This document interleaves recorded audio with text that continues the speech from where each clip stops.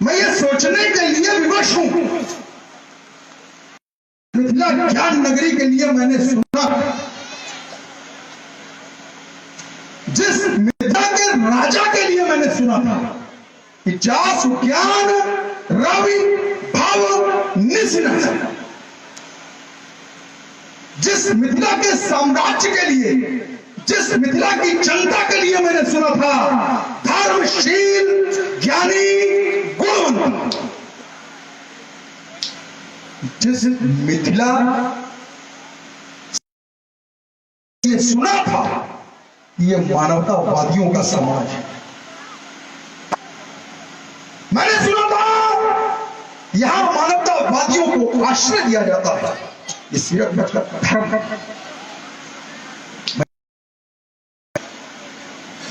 जो बोवे काटा तो है ताई बोवो तो फूल, ये सीरत ध्वज का आचरण। जब मिथिला ज्ञान नगरी में आकर राजा जनक के कृत्यों पर दृष्टिपात करता तो पाता हूं कि राजा जनक के कृत्य श्रुतियों से सर्वथा विपरीत,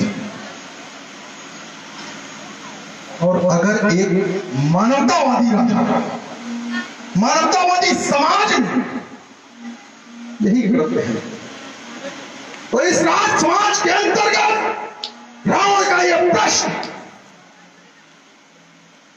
क्या कोई राजा अपने धर्म को इस प्रकार छोड़ सकता है जिस प्रकार राजा जनक के द्वारा छोड़ा? यदि ये धर्म के पक्षधर है, ये घोषणा रावण की रक्षक के लिए नहीं, रावण के समाज के लिए नहीं, किंतु मानवतावादी समाज के अंतर्गत आकर के जब दृष्टावलोकन करता हूं तो सोचने और कहने के लिए विवश हो जाता हूं, यदि ये धर्म के पक्षधर है तो इनकी रक्षा होनी चाहिए या इनका खंडन होना चाहिए? यह प्रश्न है इस राज समाज के मध्य रावण। और जब तक हमारे प्रश्न का समुचित उत्तर हमको इस राज समाज के अंदर कोई भी पूछो तो साहस न करे क्योंकि सन्निकट समय, अन्यथा रावण की चंद्रहास का वार उसके कलकन में। लंका का सम्राट उद्धव विद्वान वेद बाहुबली श्री राम, जय श्री शंकर। जय जय श्री शंकर भगवान। सुसुमित समाज के अंतर्गत उपस्थित प्रवीण सुविज्ञ गोविंद धीर मनीष सुनाप श्रीमान जी का एक आरोप, धर्म का जो पक्षधर है उसका खंडन क्यों? केवल मन में ही मानवता नहीं है, आवश्यकता पड़ने पर खंडन भी मानवता, क्योंकि दर्द का पीकर हलाल मुस्कुराना जिंदगी है, दर्द का पीकर हलाल मुस्कुराना जिंदगी है, विश्व के निर्माण में खुद टूट जाना जिंदगी है। जिस समय मानवता संकट में थी, जब महात्मा गांधी का बलिदान नहीं हुआ, खंडन निर्माण ये आवश्यकता का समझने लगता है। ये आवश्यकता किस मंडन की आवश्यकता है, खंडन की मूल विषय है सर्वजन हिताय बहुजन हिताय बहुजन सुखाय के लिए जो किया जाए वो मानवता है। इस प्रक्रिया पर विशेष ध्यान नहीं दिया जाए। जैसे जब शरीर में कोई समस्या हो तो शल्य चिकित्सा की जाती है, अब क्रिया पर ध्यान देंगे तो क्या अच्छा लगेगा? इसके परिणाम पर ध्यान देने की आवश्यकता है, क्रिया पर ध्यान देने की आवश्यकता नहीं।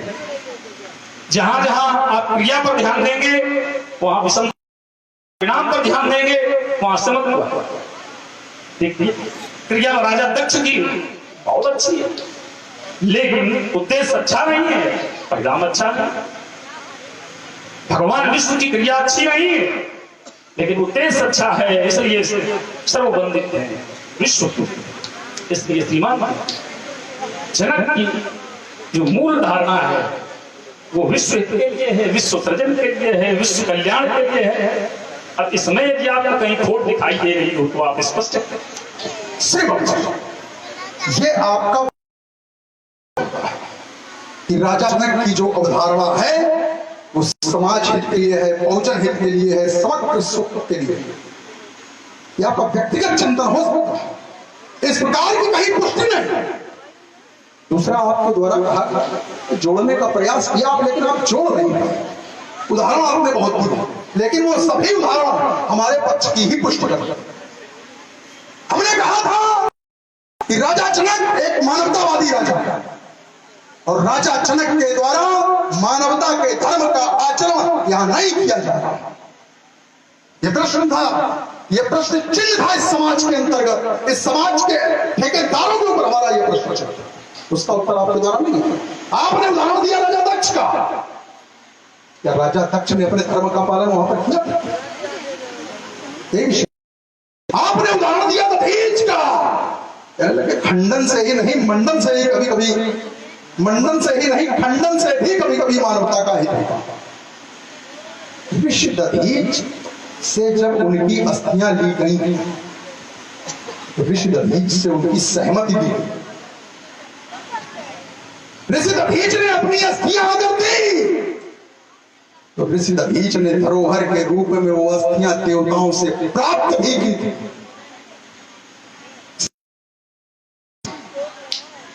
जब मांगी जाएगी तब ऋषि दधीच को वो अस्थियां देनी पड़ती। अब देखो उसी से इसको जोड़ देते हैं।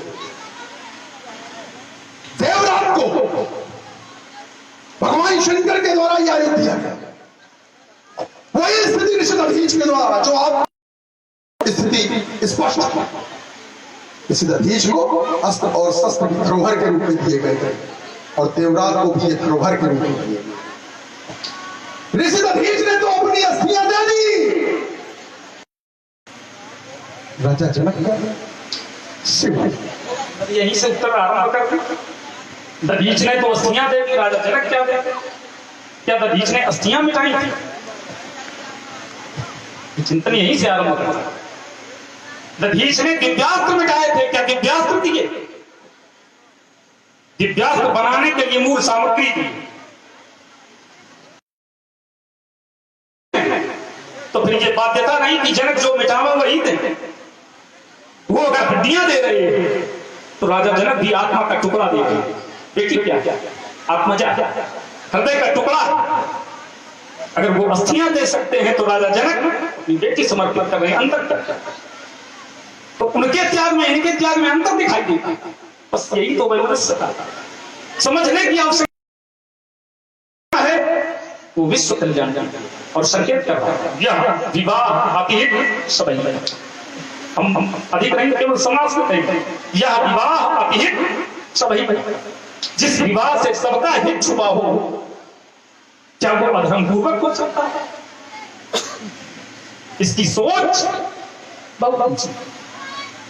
आपने राजा दक्ष से तो जोड़ा, क्या राजा दक्ष ने अपने धर्म का पालन किया? ठीक यही बात हमने। राजा दक्ष की क्रिया अच्छी थी, लेकिन उद्देश्य अच्छा नहीं था। अर्थ उद्देश्य से जोड़ना, क्रिया चाहे जितनी अच्छी है, लेकिन यदि उद्देश्य अच्छा नहीं होगा तो परिणाम कभी अच्छा नहीं होगा। तो राजा दक्ष की मूल भावना थी भगवान शंकर का अपमान, इसलिए अच्छी क्रिया होते हुए भी निंदित हुआ। और भगवान विष्णु की क्रिया अच्छी न होते हुए भी उनकी मूल भावना उच्च कोटि की थी, इसलिए विश्व वंदित। अभी कहने की आवश्यकता नहीं। आपका कथन कह रहे हो ऋषि दधीच ने क्या दिव्यास्त्र वापस किया? अगर ऋषि दधीच ने दिव्यास्त्र वापस नहीं किया, क्या ऋषि दधीच ने दिव्य तेज वापस नहीं किया? अगर ऋषि दधीच की अस्थियों में वो दिव्य तेज नहीं था, तो क्या आवश्यकता थी कि इंद्र जाकर के वहां उनसे उनकी अस्थियां कह रहे हो मूल और जोड़ रहे हो सीता। इसने तो अपनी अस्थियों को वापस किया, और इसको तोड़वाने के बाद राजा जनक क्या वापस कर रहे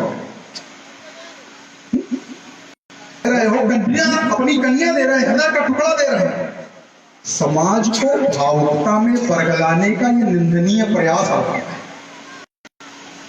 किसी की भी पुत्री हो, राजा जनक की पुत्री है, कोई विशेष है, और कह रहे हो यह विवाह अतिहित सबही का। किसी ने कह दिया, समाज के अंदर समाज के लोगों ने कह दिया, जिस समाज की पुत्री है उसने कह दिया क्या उसको स्वीकार कर लिया जाएगा? क्या वो स्वीकार करने योग्य है? हाँ, उसके लिए हो सकता है, जो कह रहा है उस व्यक्ति विशेष के लिए हो सकता है, उस समाज के लिए हो सकता है, उस पिता के लिए हो सकता है, लेकिन नहीं कि वो जो कहा जा रहा है वो संपूर्ण के लिए हितकर हो सकता है, भविष्य में हो। त्रिकालज्ञ तुम हो, त्रिकालज्ञ हम, इसलिए भविष्य की घटना पर कोई टिप्पणी नहीं करेंगे। दूसरा, आपका ये कथन, आपने कहा कि राजा दक्ष ने भगवान शंकर का अपमान किया था।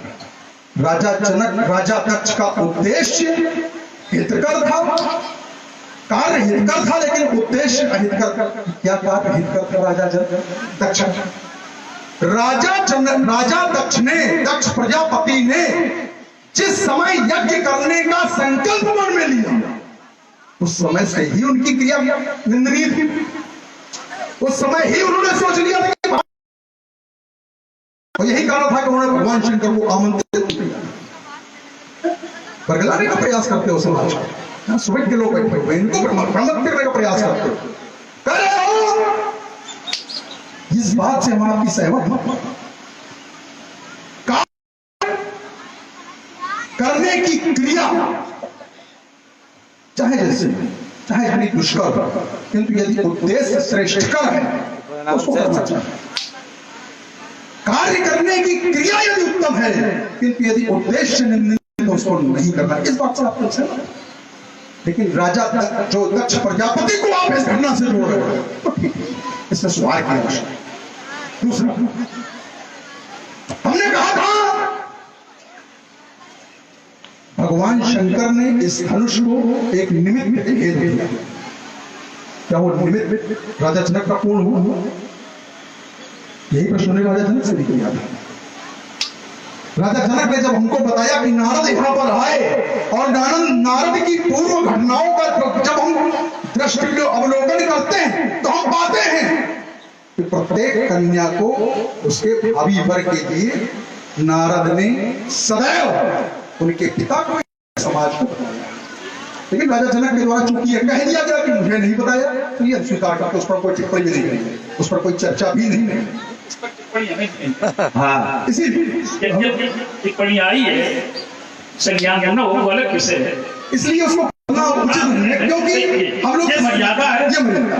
योगी की बात का रक्षण करना भी हमारा धर्म है। हाँ, आप लोग देख रहे हैं और सुन रहे हैं, बहुत ही सुंदर संवाद आप लोग देख रहे हैं। श्री रावण जी की भूमिका में श्री संजीव जी अवस्थी महानगर, प्रतिद्वंदी श्री बाणासुर जी की भूमिका में आप लोग देख रहे हैं श्री देवेंद्र सिंह जी गौड़, कानपुर देहात।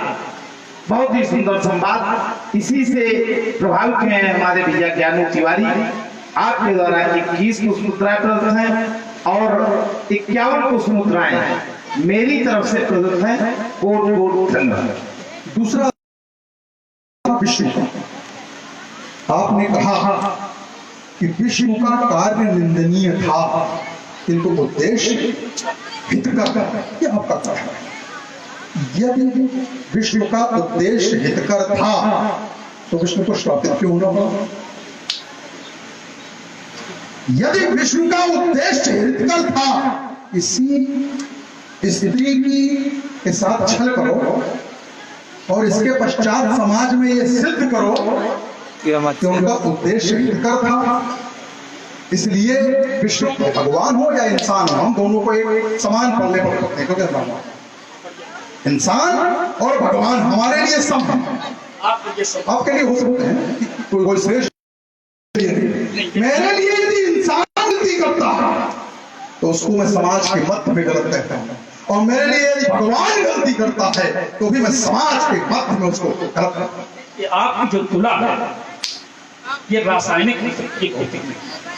भौतिक तुला पर जब तोला जाएगा तो अलग अलग नजर आएगा। कैसे?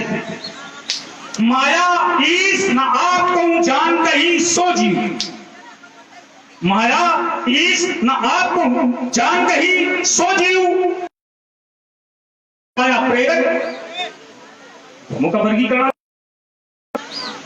तथा तीसरे को और जोड़ो ने माया को अलग वर्गीकृत किया जा रहा है। परमात्मा को अलग वर्गीकृत किया जा रहा है, जीव को अलग वर्गीकृत, यहाँ तक कि नहीं, पर बस जीव सबस भगवान सब भगवंता, जीव अनेक एक श्रीकंता। दोनों का वर्गीकरण अलग है। तो आपकी तुलना में समान है कि आपका विषय हम इसको भी नहीं खंडित करेंगे, क्योंकि भावना जैसी तो इस बात को भी हमें खंडित नहीं करना है। आपको समान दिखाई दे रहा है, लेकिन शास्त्रों में जो वर्णित है उस पर भी ध्यान देना। अब आपका जो मूल विषय था, महात्मा दधीच ने जो हड्डियां दी वो तेजोमय हैं, तो विचार करो क्या बेटी बिना तेज के है? तेज से मिले, बेटी में तो इतना तेज है कि रंग भूमि जब सीए पंगारी तो देख रूप मोहे न नारी। तेज साधारण नहीं है। ये तेज, अगर उसमें तेज असाधारण था, ये तेज है कि लावण्य है, ये तेज है कि सुंदरता है, ऐसे कर लाओगे समाज को आप। लावण्यता आती तो तेज से ही है। मोहे क्या है? मोहे से मोहे का उत्तर करो। क्यों क्यों मोह का देख रूप मोहे नर नारी, क्या कब पर क्यों मोहित हुए? अब आप न समझ पा रहे हो तो हम उसका भी स्पष्टीकरण करते हैं। ऐसा कुछ नहीं। देखिए तेज से अगर आप जोड़ेंगे, अब देखो, तेज का विषय अलग है, तेज को आप यहाँ नहीं जोड़ सकते, क्यों? तेज को इससे नहीं जोड़ सकते। अच्छा एक बात बताओ, चलो हम वहीं से उत्तर करें, जहां से आप करेंगे। महात्मा दधीच का जिस समय बलिदान हुआ, उस समय दधीच का तेज उनकी पत्नी सुवच्चा के गर्भ में था, और वो सती होने के लिए तत्पर हुई। आकाशवाणी हुई कि सगर्भा पत्नी को अधिकार नहीं, सती होने का अधिकार नहीं है। तो उसने कहा इस यात्रा में मैं रह जाऊं, ये मुझे स्वीकार नहीं है। तो महात्मा दधीच का तेज उसने अपने उदर को फाड़ करके पीपल के पेड़ पर स्थापित कर दिया, नाम पड़ गया पिपलाद। तेज कहा गया कि नहीं कहा जी। तो तेज ने संतान बेटी थी। श्रीमान क्योंकि तेज का जो स्रोत है वो एक है, स्रोत अलग नहीं है।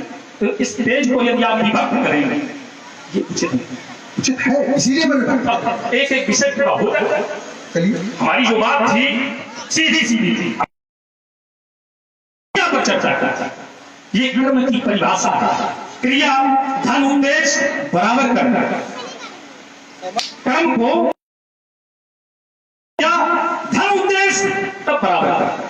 तो मूल विषय तो वहीं पर पहुंच गए कि जिसकी क्रिया अच्छी होगी, उद्देश्य अच्छा नहीं होगा, वो निंदित होगा। और जिसकी क्रिया भले अच्छी ना हो, अगर उद्देश्य अच्छा है तो वो वंदित होगा। आपने एक नया प्रश्न खड़ा किया, बोले जब उन्होंने अच्छा कार्य किया तो श्रापित क्यों? देखिए श्राप मिलना ये कोई साधारण विषय नहीं है। श्राप मिलना भी बहुत भाग्यशाली लोगों का कर्म है। मैं आध्यात्मिक विषय से जुड़ा, किसी भी व्यक्ति के उद्धार होने की तिथि निश्चित नहीं है, किसी भी नहीं है, लेकिन जिसे श्राप मिलता है उसके उद्धार की तिथि निश्चित, उसकी तिथि निश्चित हो जाती कब उसका उद्धार होना। ऐसे ही एक ऋषिपत्नी का जब उद्धार हुआ तो उसने श्राप को अनुग्रह माना। श्राप जो दीन आदि दीन परम अनुग्रह माना। बस केवल सोच की आवश्यकता है। सोच सकारात्मक हो तो कांटों में भी फूल खिल सकते हैं, और सोच नकारात्मक हो तो फूलों भी कांटे बन सकते हैं। श्रीमान दोनों का उत्तर आपका ये कथन, आपने कहा कि दधीच की पत्नी सुवर्चला, सुवर्चा कहीं सुवर्चा है, कहीं सुवर्चा की आवश्यकता है, पर कम से कम आपको तो बिल्कुल पूरी बात आप भैया इसको देखो यार, वो चला गया उसका सेल, साउंड सर्विस चली गई।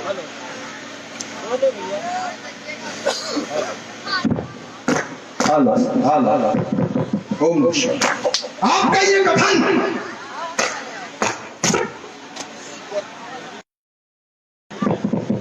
कि सुवर्चला के गर्भ में दधीच का तेज स्थापित था, ठीक,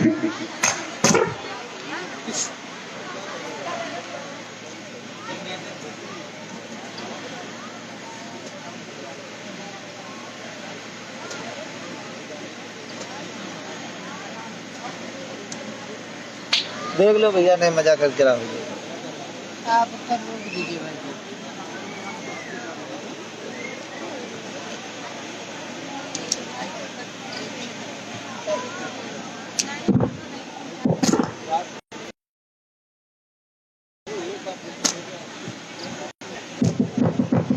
आपका ये कथन कि सुवर्चला के गर्भ में ऋषि दधीच का तेज स्थापित था, इसमें हमें कोई आपत्ति नहीं। किंतु अब आपने जब कहा कि उदर को फाड़कर उस पुत्र को निकाला जिसका नाम प्रहलाद रखा गया, घटनाक्रम बिल्कुल सही, उस घटनाक्रम पे हमको आपत्ति, लेकिन अभी समाज के अंतर्गत इसको खोलना चाहिए कि नहीं खोलना चाहिए, केवल आपको मैं समाज में समझाने का प्रयास करूंगा, और यदि आपको उचित लगे तो हमको लगता है वहीं पर उसको बंद कर दीजिए। कोई भी पुरुष जब तेज को पत्नी के गर्भ में स्थापित करता,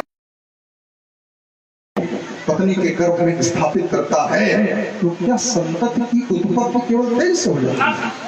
यही उत्तर है। एक क्षण यही उत्तर हो गया। आपने कहा ना, हम समझ गए कि आपकी सहमति है और आप उस चीज को समझ रहे हैं जो मैं कहना चाहता हूं, आप उस बात को समझ रहे हैं, क्योंकि ये प्रक्रिया है और ये प्रक्रिया लंबी प्रक्रिया है। तेज को स्थापित कर देने के तत्काल उपरांत संतति नहीं बन जाती। एक क्षण धीर मत हुआ करो, और उस प्रक्रिया को पूर्ण होने का समय जब तक पूर्ण नहीं हो जाएगा तब तक संतति की उत्पत्ति नहीं होगी। अब आपने जोड़ा इसको, आपने कहा कि इसका तेज पान ऋषि दधीच ने किया, ऋषि दधीच की अस्थियां तेज में हो गई और मांगने पर तेजोमय अस्थियां दे करके वज्र का निर्माण किया गया, और आप उसको जोड़ रहे हो सीता से और कह रहे हो कि ये राजा जनक का तेज तेज कभी राजा जनक का तेज सुनैना के गर्भ में कभी गया स्थापित ही नहीं हुआ। ये कहीं और से आया, ये बिल्कुल बढ़िया, ये नहीं समझने का कहीं आप समझो हम समझे, बाकी को तो समझाओ। ये कहीं और से आया है और उसके मूल में भी रहा जहां से आया तेज नहीं, वो एक बात आनंद नहीं है, वो रासायनिक क्रिया जो पृथ्वी के रासायनिक क्रिया तुमने भौतिक क्रिया से जोड़ा था और रासायनिक क्रिया से जोड़ा, अपना पाला बदलने नहीं चाहते, प्रश्न नहीं उठता, पाला बदलने वालों में है नहीं। वो रासायनिक क्रिया जो पृथ्वी के भीतर हुई है, वो तेज क्या किसी का तेज स्थापित किया गया? श्रीमान बड़ा सूची वो नहीं किया, इसलिए तुमने कहा श्राप मिला और तुमने एक अर्धाली भी पढ़ी, अतिफल क्या था? वो अनुग्रह की ना, श्राप मिला तो अनुग्रह प्राप्त हुआ। देखिए उस व्यक्ति की व्यक्तिगत सोच जो ऐसा सोच रही है कि हमको श्राप मिला और हमको ये ईश्वर की कृपा प्राप्त, ये उसकी सोच है, ये उसकी भावनाएं हैं। लेकिन श्राप मिलता कब है? भूल में जाओ, किसी भी व्यक्ति को श्राप मिलता कब है? इस प्रकार की त्रुटि होती है जो स्वीकार नहीं होती समाज को या उस व्यक्ति को, तभी उसको श्राप होता है। चूक होती है कि बात त्रुटि या चूक, हम त्रुटि कह रहे हैं, चूक कह लो, बात वही। हाँ, आप कुछ कहना चाहते हैं? हाँ, हेलो, बहुत ही सुंदर वार्ता चल रही है, बहुत आनंद आ रहा है। इसी से प्रभावित हुए हैं हमारी नवयुग रामलीला कमेटी के सदस्य। आप लोगों के द्वारा 51 पुष्पोत्तरायण, आप हैं भैया शरद जी गुप्ता आजीवन से पधारे, आप ही रावण नेता हैं, आपके द्वारा 51 पुष्पोत्तरायण। आप हैं भैया आकाश मिश्रा युवा कमेटी के युवा सदस्य, आपके द्वारा 21 पुष्पोत्तरायण प्रदत्त है। कोट धन्यवाद। इसी का थोड़ा सा स्पष्टीकरण, चलो स्पष्ट कर लो। तेज की चर्चा आई और जहां से उत्तर किया था, हमने ये नहीं कहा था कि सुनैना के माध्यम से, कहीं हमने कहा, आपने जो उदाहरण दिया, एक छोटे वाले आपने जो उदाहरण दिया उसको अच्छा कर दिया, इसलिए मैंने इसीलिए तो कहा था मैंने, उत्तर तो वहीं से। महात्मा का तेज ये दिव्यास्त्र है। और जो सीता है वो भी महात्माओं का तेज है, किसी दूसरे का नहीं है। हाँ, अरे क्यों नहीं, तेज ही है भाई। विचार करें, 32 तोला जब भोजन होता है तो 1 तोला रस बनता है। जब 32 तोला रस इकट्ठा होता है तो 32 तोले रस से 1 तोला जीव द्रव्य बनता है। और जब 32 तोला जीव द्रव्य इकट्ठा होता है तो उससे 1 तोला पित्त बनता है, जो हड्डी का रस है, जिसे सुरगुना कहते हैं। जब 32 तोला वो इकट्ठा होता है तब 1 तोला तेज बनता है। तो वही एक तो ये यही से सुना है, जब महात्मा दधीच का तेज हड्डियां है तो महात्माओं का तेज सीता है। तो फिर अंतर क्या है, जो वहां दिया जा रहा है वही यहाँ। श्रीमान बात देखिए, आपने जो वार्ता रखी, तेज बनने की जो प्रक्रिया बताई, हम पूर्णतः सहमत हैं, क्योंकि बिल्कुल सत्य है ये जो आपके द्वारा बताया गया। इस पर हमारी कोई टिप्पणी नहीं है कि तो क्या पृथ्वी के अंदर तेज स्थापित किया गया।